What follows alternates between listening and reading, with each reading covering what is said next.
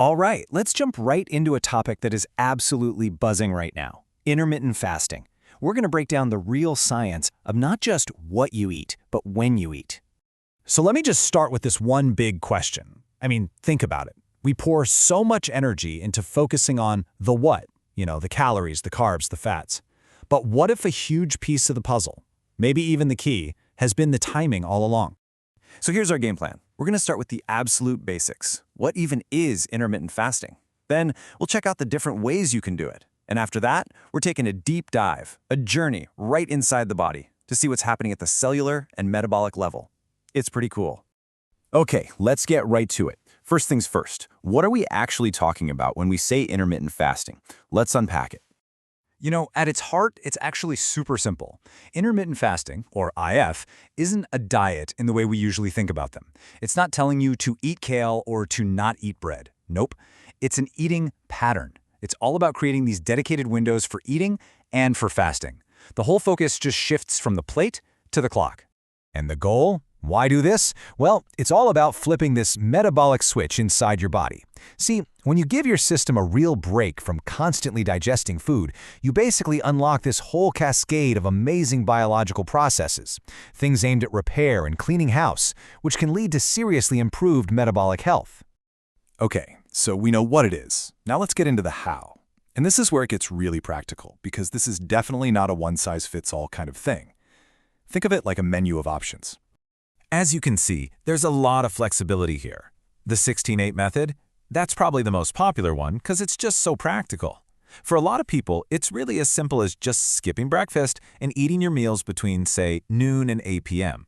Then you've got the 5-2 diet, which is great if you want more freedom during the week. And for something a bit more intense, there's alternate day fasting. The real key is finding the rhythm that works for your life. So who does this actually help? Well, the science is pointing to some really promising benefits for a whole range of people. Studies are showing positive results for folks managing conditions like metabolic syndrome, type 2 diabetes, PCOS, and even non-alcoholic fatty liver disease. All right, now for the part that I think is just so cool. We're about to zoom way in. We're going microscopic to see what is actually happening inside your cells when you're in that fasted state. It's like a full-on cellular reset. Okay, so when you fast, your body kicks on this incredible process called autophagy. The best way to think about it is like your body's internal cleanup crew. A pathway called AMPK gets the green light, which then tells another pathway called mTOR, which is all about growth, to take a break. This simple switch allows your cells to start clearing out all the junk. Damaged parts, misfolded proteins, and the result? You get healthier, more efficient cells that are way better at listening to insulin. And that brings us to another huge benefit: calming down inflammation. You see, chronic low-grade inflammation, it's like this smoldering fire that just never goes out inside your body, and it totally messes with how your body handles sugar. Well, fasting helps to dampen that fire. It lowers these inflammatory molecules, which helps your insulin signaling get back on track and just generally calms down your whole immune response. So let's continue this journey even deeper. We're moving on to what I like to call the metabolic makeover.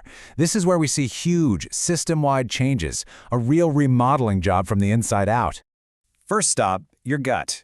You have trillions of bacteria living in your digestive system, and it's kind of like an inner garden. What fasting does is it helps the good guys, the beneficial bacteria, like Akkermansia and Lactobacillus, to absolutely flourish. And this isn't just about better digestion. This has effects on your entire body. And why does that matter so much? Because this new and improved gut team does a much better job of strengthening the lining of your intestines.